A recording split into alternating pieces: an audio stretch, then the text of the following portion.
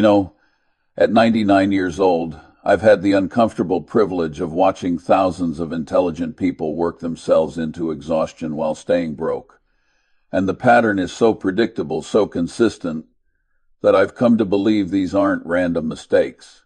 They're systematic delusions that our culture actively encourages. Let me tell you about them, because if you're making these errors, you need to know it before you waste another decade. The first delusion, the foundational one that poisons everything else, is thinking about your career in terms of jobs rather than in terms of what you're becoming capable of doing. I watch young people obsess over which company to work for, what title they'll have, what the salary is, whether the office is nice. And I want to shake them and say you're asking the wrong questions entirely. Let me tell you what I asked myself when I was young and had no money and no clear path forward. I didn't ask what job pays the most right now in 1948 or 1950. That would have been idiotic because the jobs that paid well then don't even exist anymore. I asked myself, what can I learn to do that will be valuable for my entire working life, regardless of how the world changes? And the answer I came up with was this: learning how to think clearly, learning how to analyze businesses and understand whether they're any good, learning how to understand human nature and what motivates people, learning how to avoid stupidity in my own thinking. Those skills were valuable when I was 25, they were valuable when I was 50, they were valuable when I was 90, and they'll be valuable in 2050 when I'm long dead and some young person reads about them. But you know what most people do? They learn whatever skill is fashionable at the moment. In the 90s, everyone learned Java programming, then it was web design, then it was social media marketing, then it was cryptocurrency trading. Each wave of fashion generates a new cohort of specialists who think they've found the path to wealth. And you know what happens to them? 10 years later, their skill is obsolete or commoditized, and they're competing with people half their age who'll do it for half the salary. I remember watching this happen to a whole generation of people in the 80s who became specialists in mainframe computers. They made good money. They felt secure. They thought they'd figured it out. Then personal computers came along, and suddenly their expertise was worth almost nothing. Some of them adapted and learned new skills.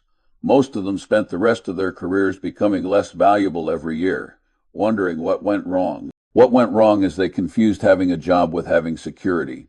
Real security doesn't come from having one particular job. It comes from being so damn competent that everyone wants to hire you, that you could lose your job tomorrow and have 3 offers by next week. That is security. And you build that by developing skills that compound and transfer, not by becoming really good at one thing that might be obsolete in a decade. You know who has real job security at Berkshire? Our best managers, not because they have employment contracts. We don't believe in those. They have security because they've made themselves indispensable through genuine competence. They understand their businesses better than anyone else possibly could. They've built relationships and systems that would take someone else 10 years to replicate. If I fired one of them tomorrow, which I would never do, they'd have multiple companies begging to hire them by the end of the week. That is what you should be building. Now let me tell you about the second delusion. And this one really gets me because I see it destroy young people constantly. They optimize for money now rather than for learning. I watch 25-year-olds take jobs at big companies that pay good salaries, and they think they're being smart because the number on their paycheck looks impressive. They're not being smart. They're being catastrophically short-sighted. At 25, you potentially have 40 or 50 years of earning ahead of you. What you make this year is completely irrelevant compared to what you're learning that will make you more valuable next year and the year after that and every year for the next 4 decades. If you take a high-paying job where you learn nothing, you've trapped yourself at roughly that salary level for life. You'll get cost of living increases. Maybe you'll move up a little, but fundamentally your earning power is capped because you stopped developing valuable capabilities. Let me tell you what I did. When I was young, I took a position working with Warren Buffett's partnership for almost no money. People thought I was insane. I had a family, I had expenses, and I was working for peanuts. But I absolutely knew that I would learn more in 1 year with Warren than I could learn in 10 years anywhere else. And I was right. Everything I absorbed during that time compounded for the next 60 years. That decision, which looked financially idiotic in the short term, was the highest return investment of my entire life. But you know what? Most people can't make that trade. They can't sacrifice current income for future learning because they're impatient. They want the nice apartment now, the new car now, the impressive salary to talk about at cocktail parties now. And 20 years later, they're stuck in the same salary range, wondering why their career plateaued, and the answer is simple. They plateaued at 35 because they stopped learning at 35. They figured out how to do their job adequately and then just repeated that same performance for 2 decades. That is career death in slow motion. The third delusion is waiting for someone to give you permission to do important work. I've watched this for 70 years, and it never stops being painful. People sit around waiting for their boss to promote them, waiting for someone to recognize their talent, waiting for someone to hand them a big opportunity. And they wait and they wait and they wait and they wait, and nothing happens. You know why? Because nobody is sitting around thinking about how to advance your career. Your boss is thinking about his own career. Your company is thinking about its own profits. You are entirely responsible for yourself. The people who succeed don't wait for permission. They make themselves impossible to ignore. When I was a young lawyer, I didn't wait for senior partners to assign me interesting cases. I found interesting problems, figured out solutions, and brought them completed work. I didn't ask permission. I just did it. Some of it got used, some of it didn't. But over time, people started coming to me with their hardest problems because they knew I'd actually solve them. That is how you build a reputation. That is how you create opportunity. Now, the fourth delusion is one that has gotten much worse in recent years, and that is confusing activity with productivity. I see people working 60, 70, 80 hours a week, and they feel virtuous about their work ethic. But when you look at what they're actually doing, it is mostly theater. It is performing busyness to signal dedication rather than actually accomplishing anything important. Let me tell you what I learned very early. Most work is worthless. The Pareto principle applies brutally to careers. Maybe 20% of what you do generates 80% of your actual value, which means 80% of your activities are essentially waste.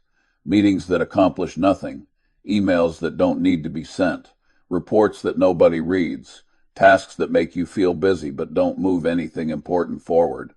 I remember working with people who would stay in the office until midnight every night. Everyone praised their dedication. You know what I noticed? They weren't accomplishing more than people who worked focused 6-hour days. They were just spreading the same amount of actual work over more hours and filling the gaps with nonsense.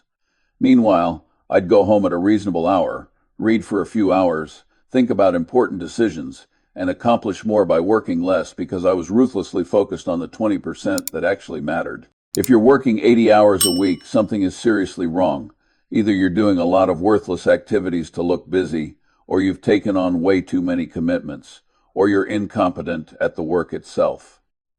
Productive people don't need to work those hours.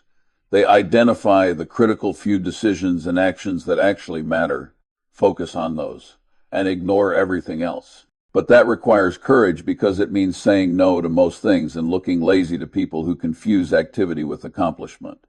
The fifth delusion is staying comfortable. People find something they're good at, something that pays reasonably well, and they just park themselves there for 30 years. They stop growing, stop learning, stop taking risks, and they're shocked when their career stagnates. But you know what? Comfort is the enemy of growth. If you're completely comfortable, you're not learning anything new. And if you're not learning, the market value of your skills is declining every day because of competition and technological change. I've never stopped learning. At 90, I was still reading books on subjects I knew nothing about, still trying to understand businesses and industries outside my comfort zone. Not because I needed to for my job, but because I understood that the day I stopped learning is the day I become obsolete. And you know what kills me? Young people who think learning ends when they finish school. They graduate at 22 or 25, and they're done. No more books, no more studying, no more intellectual challenge. They just coast on what they learned in school for the next 40 years. And then they're shocked when some kid fresh out of school takes their job. Well, of course the kid took your job. The kid has fresh knowledge, fresh energy, fresh ideas, and cost half as much. You've been mentally retired for 15 years while still collecting a paycheck. Why wouldn't the company replace you now? Let me talk about the sixth delusion, and this is the big one, the one that really separates people who build wealth from people who stay middle class their entire lives. The delusion is that you can get rich working for someone else. You can't. Not really. You can get comfortable, you can get secure, but you won't build real wealth as an employee because employees create value and don't capture it. Owners capture value. Let me explain the arithmetic. When you're an employee, your salary is always going to be less than the value you create. Usually much less. That is the whole point of employment from the employer's perspective. They pay you $50,000 or $100,000 or even $500,000, and you generate twice that much in value, and they keep the difference. That is not exploitation. That is just how employment works. The employer is bearing the risk and providing the capital, so they capture most of the upside. Now, being an employee isn't bad when you're young. It is often the right choice because you're learning and you're getting paid to learn. But if you spend your entire career as an employee, you're spending your entire career making someone else rich while capturing a small fraction of the value you create. I've watched this for 70 years, and the pattern never changes. The people who get wealthy own things, businesses, real estate investments, equity in companies. The people who stay middle class work hard but never own anything. Let me tell you about someone I knew early in my career. Very talented lawyer, much smarter than me, frankly, worked incredibly hard. Billed enormous hours, made partner at a prestigious firm, made good money by any normal standard. You know what he had after 40 years? A nice house he'd finally paid off and a retirement account. Comfortable, sure, but not wealthy. Meanwhile, I took a different path. I learned from the law work, but I was always looking for ways to capture value through ownership. Small investments in real estate, equity positions in businesses, building something that belonged to me.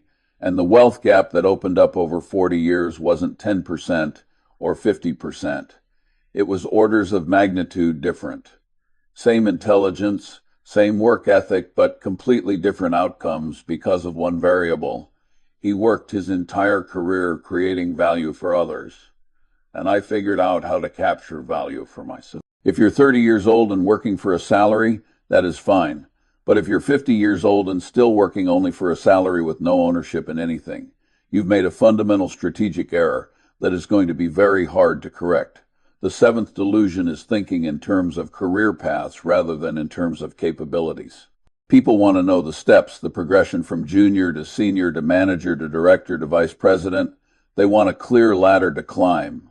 And that is a trap because it makes you completely dependent on one particular company, one particular industry, one particular organizational structure. What happens when that company fails? What happens when that industry declines? What happens when they reorganize and eliminate your position? You're stuck because you optimize for climbing a specific ladder rather than for building general competence. I've always focused on building capabilities that transfer across contexts. Can I analyze a business and figure out if it is any good? Can I think clearly about incentives and predict how people will behave? Can I communicate ideas clearly in writing? Can I learn a new domain quickly? These capabilities are valuable everywhere, which means I'm never trapped.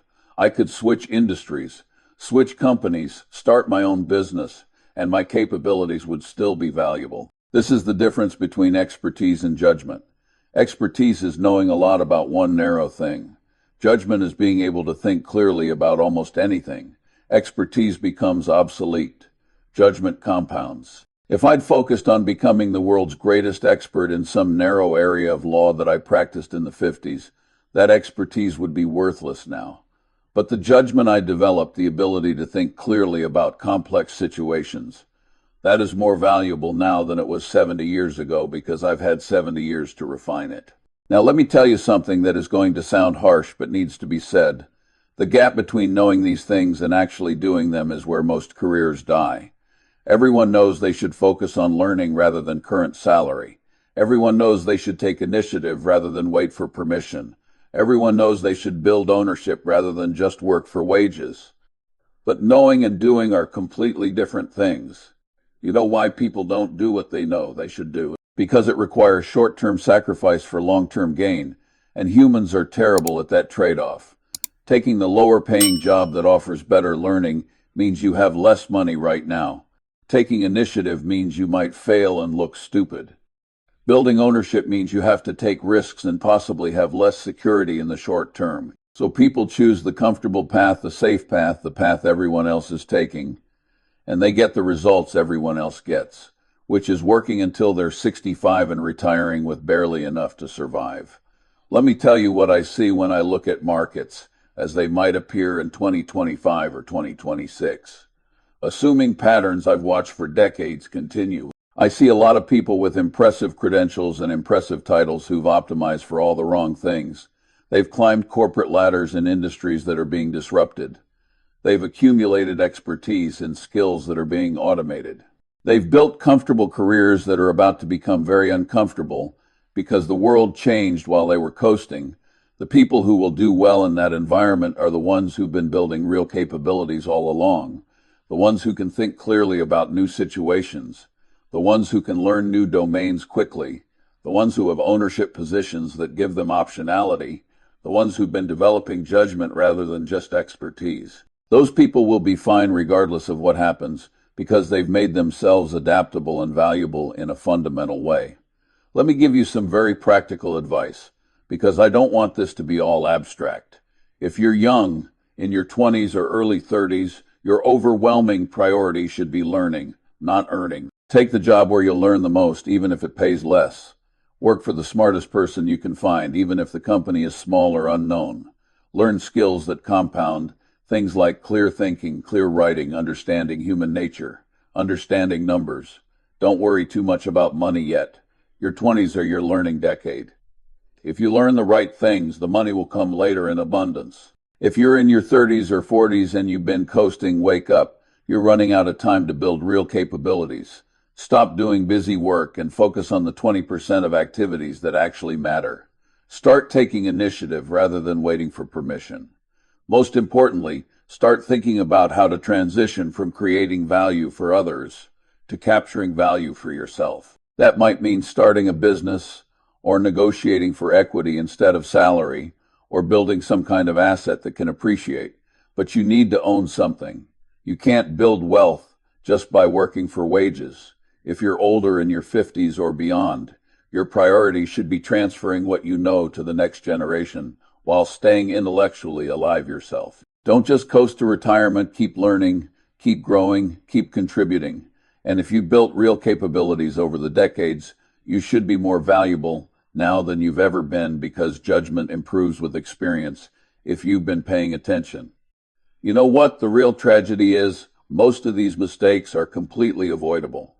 The information is available. The principles are simple, but people don't follow them because it requires going against social pressure, delaying gratification, tolerating uncertainty, and looking foolish to people who are optimizing for different things. Most people can't do that. They want to fit in. They want to be comfortable. They want immediate results. And that is fine. There is nothing wrong with being normal and getting normal results. But if you want exceptional results, if you actually want to build wealth and optionality and freedom, you have to be willing to be abnormal. You have to be willing to make choices that look weird to other people, taking lower paying jobs to learn more, spending your evenings reading instead of watching television, working for yourself even when employment would be more secure, building capabilities instead of climbing ladders. These choices look wrong to most people. They'll think you're making mistakes. Let them think that. In 20 years, the results will speak for themselves.